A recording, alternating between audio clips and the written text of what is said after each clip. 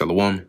First and foremost, I want to give all praises, honor, and glory to Yahweh, Bahasham, Yahweh Shai, Bahasham, Racha Kodash. Double honors to the elders and the apostles of Great Millstone, and peace and blessings to the elect. And today we're going to go into the book of Luke, the 9th chapter. Then he called his 12 disciples together and gave them power and authority over all devils and to cure diseases. And he sent them to preach the kingdom of God and to heal the sick. And he said unto them, Take nothing for your journey, neither staves, nor scrip, neither bread, neither money, neither have 2 coats apiece. I'm going to read this in the NLT as well. So it says here, take nothing for your journey. He instructed them. Don't take a walking stick, a traveler's bag, food, money, or even a change of clothes. And whatsoever house ye enter into, there abide, and thence depart. So when you go, wherever you go, that when you go to teach, that's why he called them apostles, because he sent them out. The house that receives you, stay there, okay, until you leave that city. Wherever you go, NLT, stay in the same house until you leave town. And whosoever will not receive you, when you go out of that city, shake off the, the very dust from your feet for a testimony against them. And they departed and went, once again, the dust, like the actual, when you walk, once again, your feet get dirty, you get dust and so on. So the Lord said, if you go to a city and they don't accept you, shake that off, off your feet for a testimony against them, right? Symbolize that, hey, we brought this message to you, but you didn't accept it. And they departed and went through the towns, preaching the gospel and healing everywhere. Now Herod the Tetrarch heard of all that was done by him, and he was perplexed, because that it was said of him, said of some, that John was risen from the dead. Yeah, because this Herod put John the Baptist to death. So he was like, some people are saying that this is John the Baptist having come back from the dead. And of some that Elias had appeared, which is Elijah, and they thought that was Yahushua. And of others that one of the old prophets was risen again. And Herod said, John I have beheaded, but who is this of whom I hear such things? And he desired to see him. And the apostles, when they had returned, because he was famous, once again, Yahushua was very, very famous.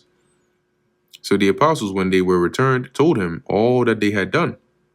And he took them and went aside privately into a desert place belonging to the city called Bethsaida. And the people, when they knew it, followed him. And he received them and spake unto them of the kingdom of God, and healed them that had need of healing.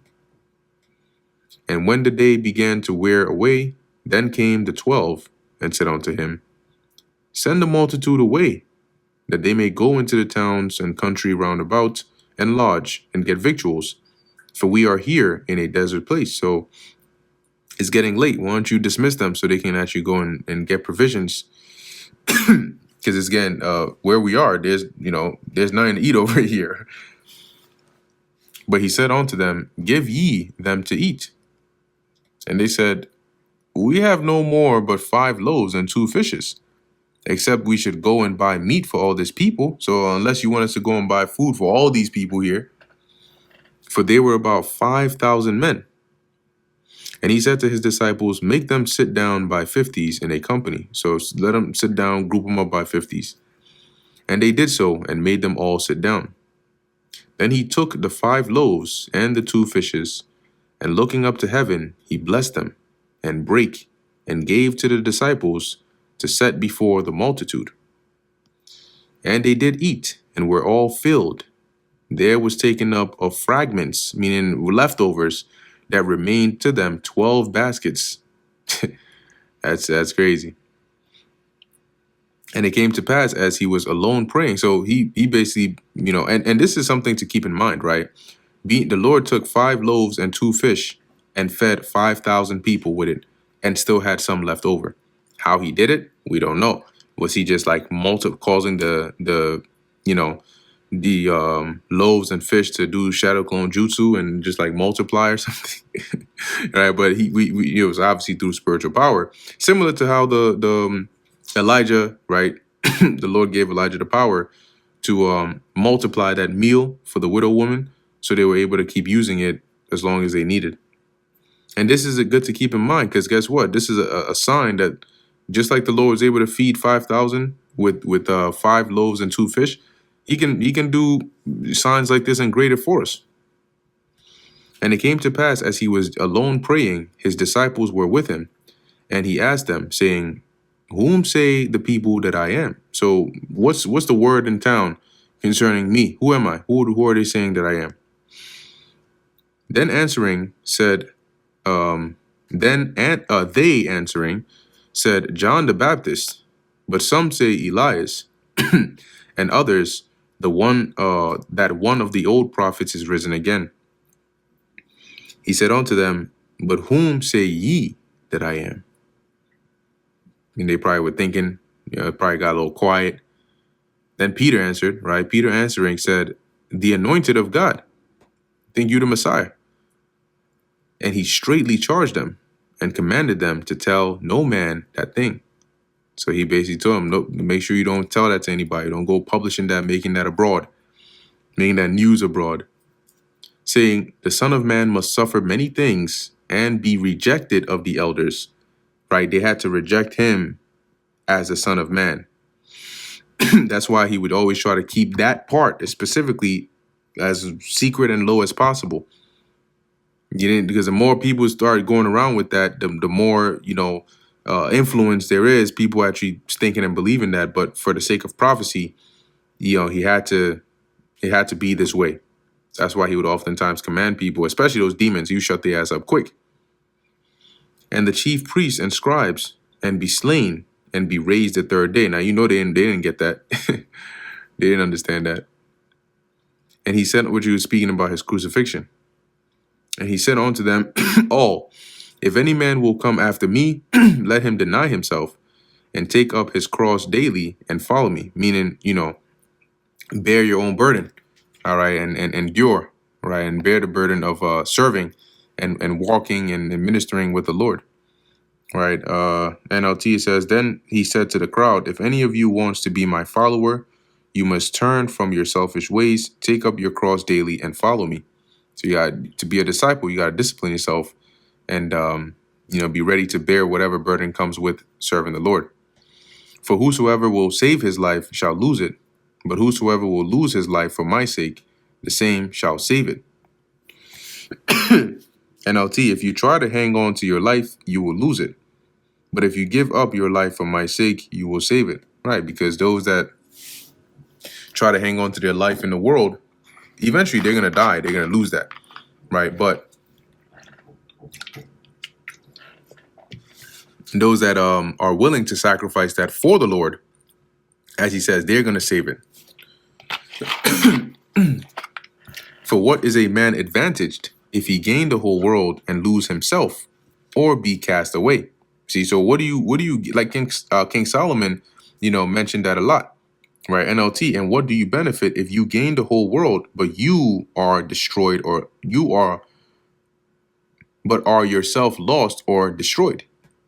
See, what's the point in gaining the whole world if you lose yourself? "For whosoever shall be ashamed of me and of my words, of him shall the Son of Man be ashamed, when he shall come in his own glory, and in his Father's, and of the holy angels." So then this is referring to when the Lord will come down in our time now. Those that were ashamed, that didn't want to proclaim his name, that didn't want to proclaim his word, he's going to be ashamed of them. So he's not going to defend you or, proclaim your name to his Father. He'll be ashamed of you before his Father, just like you were ashamed of him before the world. "But I tell you of a truth, there be some standing here which shall not taste of death till they see the Son of God, till they see the kingdom of God." But he was speaking here concerning reincarnation, because all of them tasted of death. They all died. But the kingdom of God hasn't come yet in its fullness. So how would this be true? Was the Lord lying? No. But those same individuals or the same spirits in that generation would come back again in the reincarnation again and again, and be here in the last days, meaning at the time when the Lord would come in and usher in that kingdom. So some of them in the last days would be here and they would not die. Okay, and they would be alive to see the Lord come back again and usher in that kingdom. And it came to pass about an 8 days after these things, or these sayings, he took Peter and John and James and went up into a mountain to pray. And as he prayed, the fashion of his countenance was altered, and his raiment was white and glistering. So as he prayed, his as it says, his countenance was altered. This is where he transfigured himself, right? And his raiment or his clothing became white and just started to shine.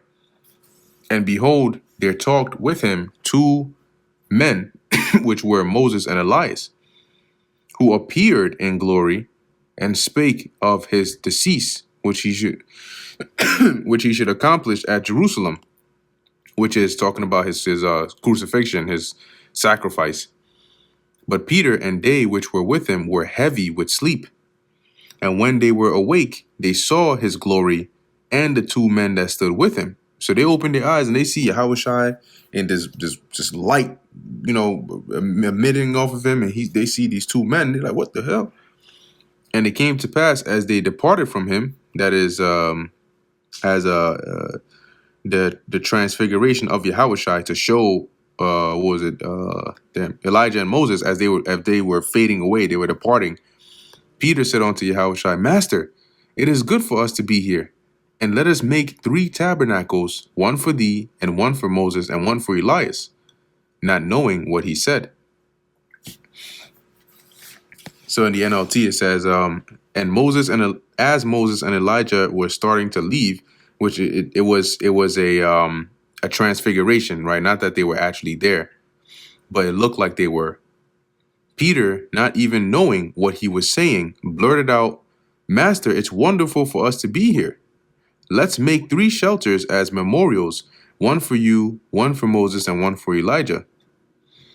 While he thus spake, there came a cloud and overshadowed them, and they feared as they entered into the cloud. Now, this cloud was a chariot, but it doesn't mean they entered into the actual chariot. It means it overshadowed them. So when you read this in the NLT, it says, but even as he was saying this, a cloud overshadowed them, and terror gripped them as the cloud covered them. See?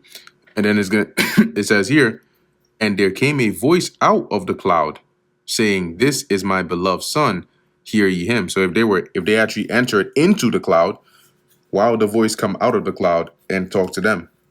Why not just talk to them while they were in the cloud? Because they didn't actually go inside the cloud. So this voice, right, saying that this is my beloved son, referring to the Lord, hear ye him, right, Yahushua, because he's above Moses and Elijah. And when the voice was past, Yahushua was found alone, and they kept it close, and told no man in those days any of those things which they had seen. So they kept it to themselves, and they thought about it. And it came to pass that on the next day, when they were come down from the hill, much people met him. And behold, a man of the company cried out, saying, Master, I beseech thee, look upon my son, for he is mine only child. And lo, a spirit taketh him, and he suddenly crieth out, and it teareth him, that he foameth again, and bruising him hardly departeth from him. So he's basically plagued of this demon that keeps tormenting him and hurting him. In the NLT, it says, an evil spirit keeps seizing him, making him scream. It throws him into convulsions so that he foams at the mouth. It batters him and hardly ever leaves him alone. And I besought thy disciples to cast him out, and they could not. And Yahushua answering said, O faithless and perverse generation, how long shall I be with you and suffer you? Bring thy son hither. Right? So there was a lack of faith here. And he's saying, like, I'm not going to be with you forever. So you gotta step it up a notch, because they should have been able to do that. And as he was yet coming, the devil threw him down, right? So as the boy was on his getting closer to the Lord, the demon just took over again and just threw him, meaning like he threw it. It would look like he threw himself right down on the ground, but it was the demon that was doing that, and tear him. And Yahushua, and it doesn't mean tear as in it it like ripped his body in half, right? Tear, let's go into that. It says to convulse completely, right? Convulsing. A person suffer violent involuntary contractions of the muscles, producing contortion of the body or limbs. It's like how you see somebody going through a seizure and they're just like just shaking and moving and they can't control it. Yeah. So that's what's happening to him. And Yahushua rebuked the unclean spirit and healed the child and delivered him again to his father. And they were all amazed at the mighty power of God. But while they wondered every one at the things which Yahushua did, he said unto his disciples, let these sayings sink down into your ears. For the Son of Man shall be delivered into the hands of men. But once again, they didn't fully understand that, right? Verse 45, but they understood not the saying. And what he was saying was that eventually his time was coming where he would die. They would deliver him into the hands of men to be put to death. And it was hid from them that they perceived it not, and they feared to ask him of that saying. So the Lord didn't open up their minds to that, to understand what it meant just yet. And they were afraid to ask him, what does it mean? Then there arose a reason among them, which of them should be the greatest. So they started to basically question themselves and, talk amongst themselves, of who would be the greatest. And Yahushua, perceiving the thought of their heart, took a child and set him by him, and said unto them, whosoever shall receive this child in my name receiveth me. And whosoever shall receive me receiveth him that sent me. For he that is least among you all, the same shall be great. And in the NLT it says here, then he said unto them, anyone who welcomes a little child like this on my behalf welcomes me. And anyone who welcomes me also welcomes my Father who sent me. Whosoever or whoever is the least among you is the greatest. And John answered and said, Master, we saw one casting out devils in thy name, and we forbade him, because he followeth not with us. So because he wasn't a part of us specifically, we forbade him from doing that. And Yahushua said unto him, forbid him not, for he that is not against us is for us. Right? If he was casting out devils in the name of the Lord, and he's not against the Lord, then, as he says, then he is for us, right? That's furthering our work. And it came to pass, when the time was come that he should be received up, he steadfastly set his face to go to Jerusalem. So as the time was approaching to, for him to have to go and suffer, right, and be sacrificed, he basically set his direction to head to Jerusalem, and sent messengers before his face. And they went up ahead and entered into a village of the Samaritans to make ready for him. And they did not receive him, because his face was as though he would go to Jerusalem. So they didn't they didn't receive him to give him a place to stay, because his journeying looked like he was heading towards Jerusalem, and they weren't, say, the best of friends with those of Jerusalem. Right? There was a bit of tension there between the Samaritans and them. And when his disciples James and John saw this, they said, Lord, wilt thou that we command fire to come down from heaven and consume them, even as Elias did? So they're not trying to let us go through here. They're saying this, that, and the third. You want us to just call fire down and burn them like Elijah did? But he turned and rebuked them and said, ye know not what manner of spirit ye are of. For the Son of Man is not come to destroy men's lives, but to save them. And they went to another village. So he's like, we're not here to kill them. We're not here to destroy them. We're here to save them. Okay, so that's not the right spirit to be in. So quick to want to, drop that fire down. That's not the use of the power. It's for healing, in this time, right? As he was telling them, and it's to save as best we can, and not just come and destroy, because this time around, when he comes back again, he's bringing destruction. And it came to pass that as they went In the way a certain man said unto him, Lord, I will follow thee whithersoever thou goest. And Yahushua said unto him, Foxes have holes, and birds of the air have nests, but the Son of Man hath not where to lay his head. And that was because they were constantly, he had a home, but they were constantly on the move. They were like pilgrims, right? They were going from one area to another, to teaching the word. And he said so it wasn't like a permanent area. He would like stay and then go back there, right? Like, slack you 1 second.